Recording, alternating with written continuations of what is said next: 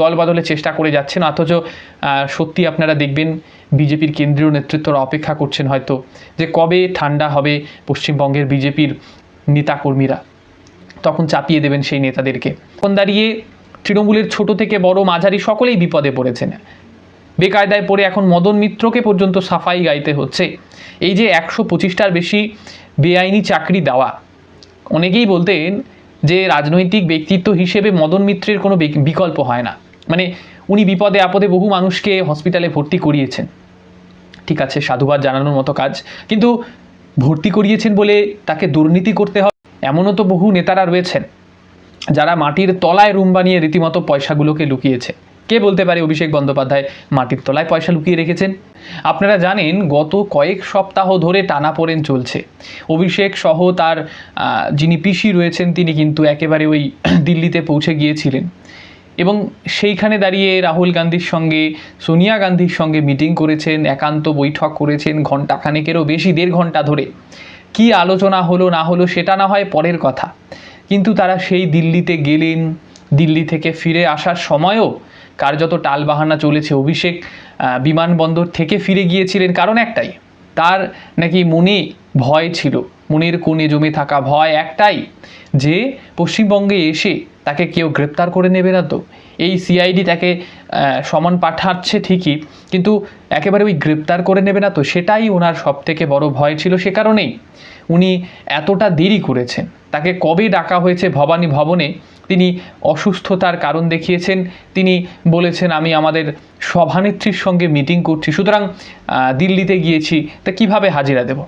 শেষ পর্যন্ত যখন আলটিমেটাম একটা দিয়ে দেওয়া হয়েছে তখন দাঁড়িয়ে তিনি কিন্তু শেষ পর্যন্ত 5 ঘন্টা ধরে তাকে জিজ্ঞাসাবাদ করা হয়। এখন একটা প্রশ্ন উঠেছে, তার যিনি আত্মসহায়ক সুমিত রয়েছে তিনি কার্যত পালিয়ে পালিয়ে বেড়াচ্ছেন, মানে পুলিশ তদন্ত করে তাকে খোঁজার চেষ্টা করছেন অথচ উনি পালাচ্ছেন। অতীতের যতগুলো ক্রাইম এই ধরনের হয়েছে, মানে ওই কেলেঙ্কারির সঙ্গে জড়িত নেতাদের ঘটনা বেরিয়েছে, সেক্ষেত্রে সেই নেতার যিনি আত্মসহায়ক তার কিন্তু ভূমিকা ভীষণ গুরুত্বপূর্ণ থাকে।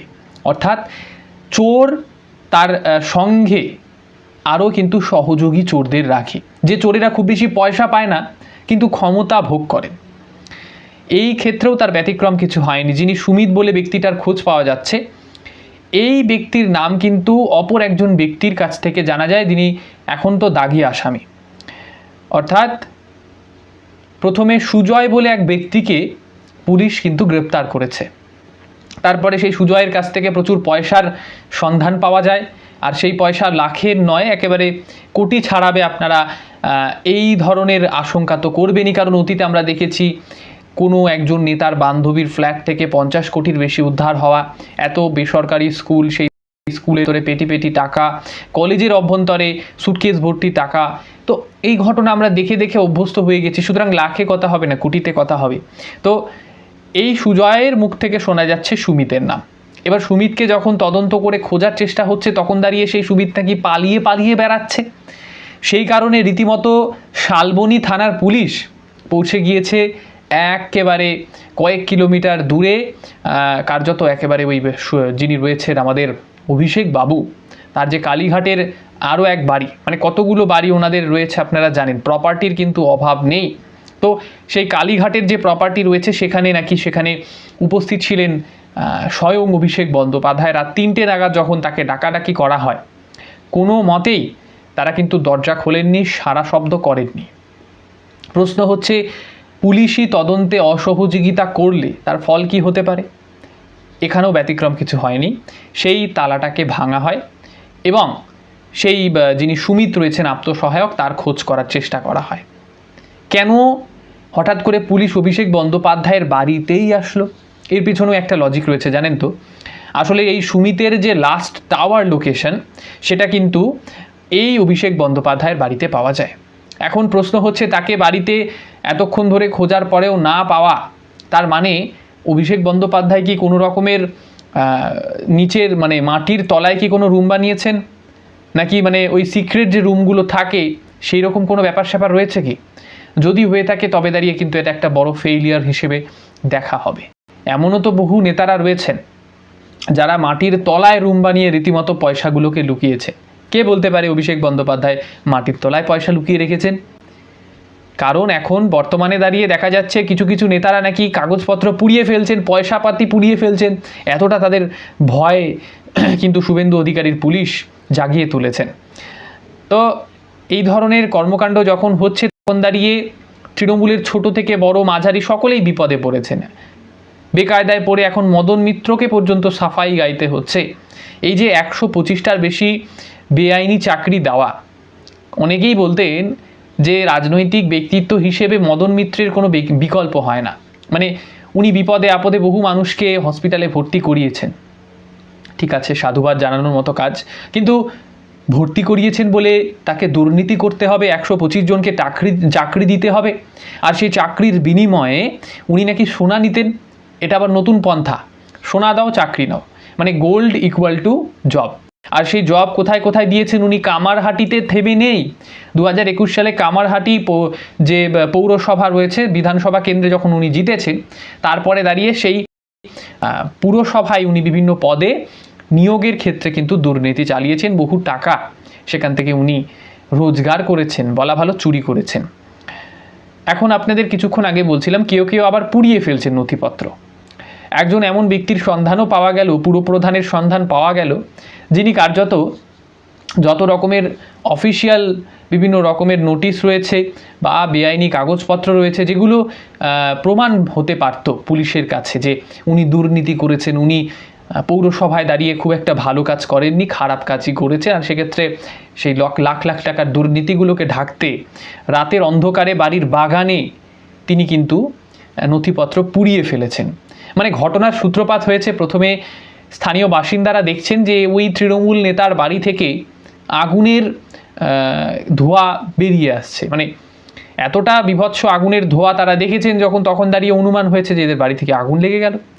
অথচ তৃণমূল নেতা বাড়িতে উপস্থিত রয়েছে, দরজা বন্ধ করে, আলো বন্ধ করে চোরের মতো বসে আছেন। তখন দাঁড়িয়ে স্থানীয় মানুষেরা বিজেপি নেতৃত্বকে জানালেন, বিজেপির তরফ থেকে যারা নেতৃত্ব আসলেন তারা আবার পুলিশদেরকে ডাকলেন।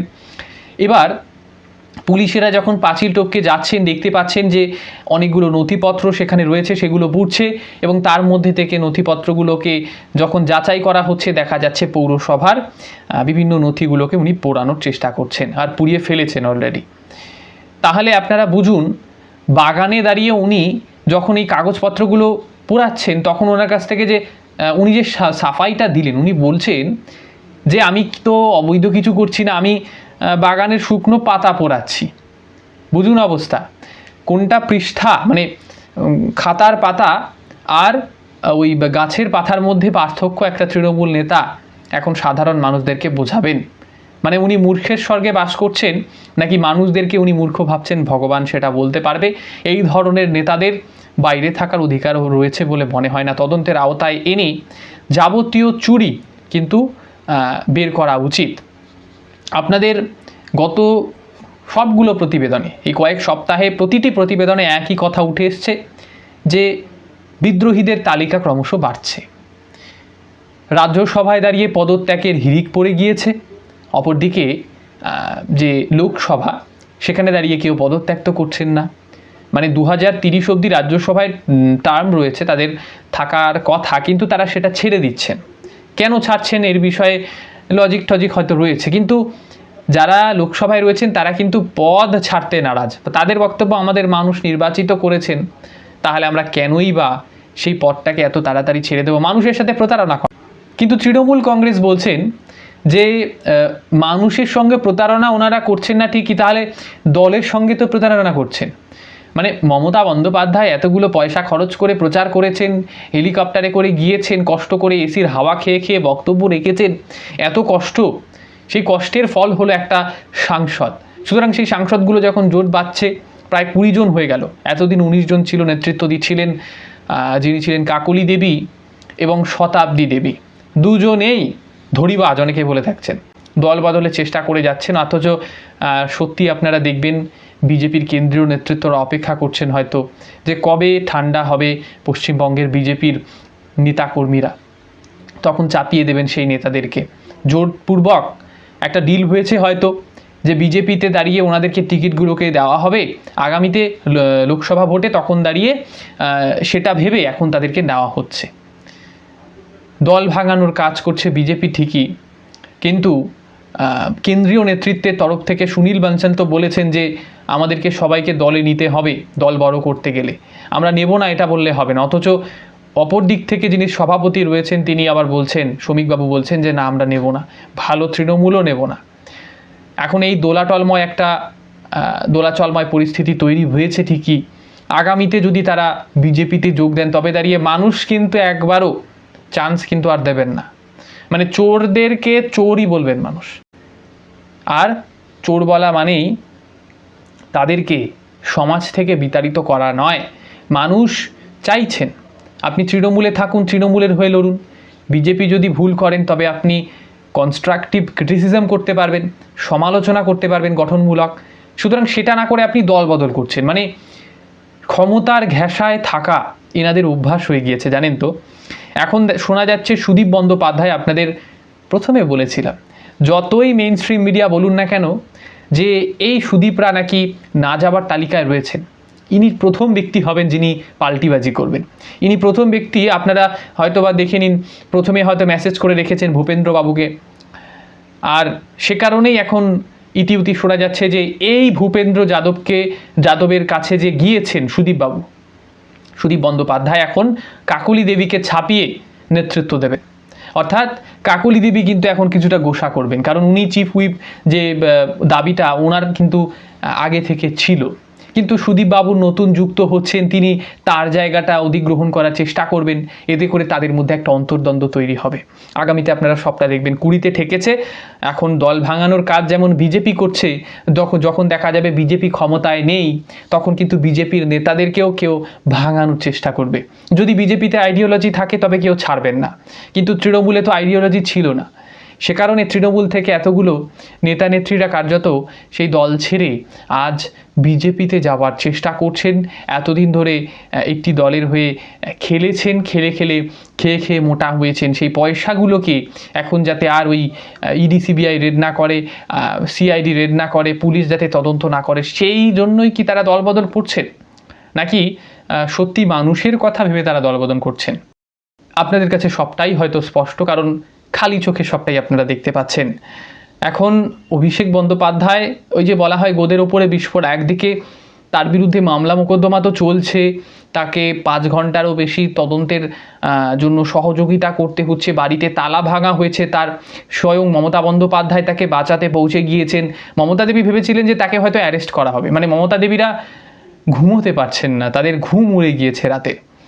যদি একটা অস্বাভাবিক বা অপ্রীতিকর কোনো পরিস্থিতি তৈরি হয়, মমতা দেবীর ভগবান না করুক, তবে এই বিষয়ের মাইলেজটা কিন্তু অভিষেক বন্দ্যোপাধ্যায় নিশ্চিতভাবে পাবেন।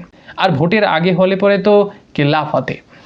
এখন শোনা যাচ্ছে আমফানের ত্রাণ, সেই ত্রাণের একটা বিরাট দুর্নীতি হয়ে গিয়েছে, সেগুলোকে আত্মসাৎ করেছেন অভিষেক বন্দ্যোপাধ্যায়। 250 কোটি টাকা নাকি আত্মসাৎ করেছেন তারা, থানায় অভিযোগ দায়ের করা হয়েছে। এবার প্রশ্ন হচ্ছে, আমফানের সময়কার ত্রাণই কি এখন ওই পার্টি অফিসগুলোতে দেখা যাচ্ছে? মানে যে ত্রাণগুলো উদ্ধার হচ্ছে, কোথাও ধুতি, কোথাও ওই লুঙ্গি, কোথাও আবার শাড়ি রয়েছে, কিছু ক্ষেত্রে ত্রিপল, প্রচুর পরিমাণে ত্রিপল উদ্ধার হচ্ছে বহু জায়গাতে। কেউ সেগুলোকে স্থানান্তর করার চেষ্টা করছেন গাড়ি করে মহিলা কাউন্সিলরেরা, কেউ আবার গোডাউনে মজুত করে রেখেছেন।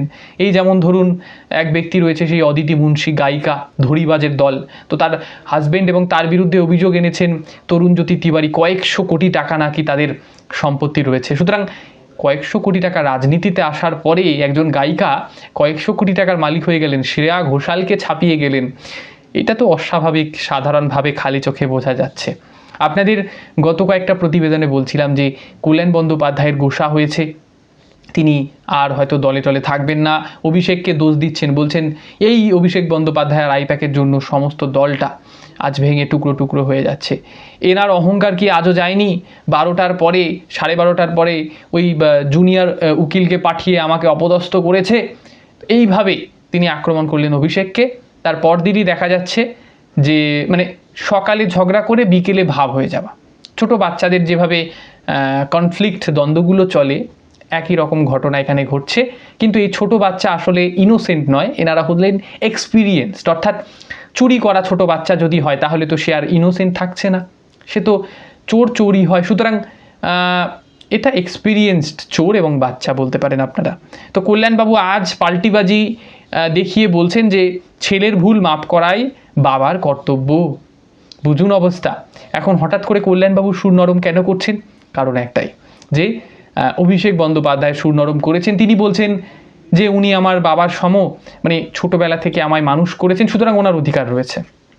কই এই সহানুভূতি, সহমর্মিতা এবং এতটা সহযোগী আর এই নম্রতা, মানে আমরা তো দেখিনি আগে। অদ্ভুত ব্যাপার। এই ঘটনা, এই সহানুভূতি আজ কোত্থেকে আসছে? যে সহানুভূতি অতীতে দম্ভ রূপে প্রকাশ পেয়েছিল, সবটাই কিন্তু আগামীতে বিচার্য বিষয়। এখন কোর্টের ধাক্কা খেতে খেতেই অভিষেক বন্দ্যোপাধ্যায়ের এই 5 বছর কাটাতে হবে দেখা যাচ্ছে।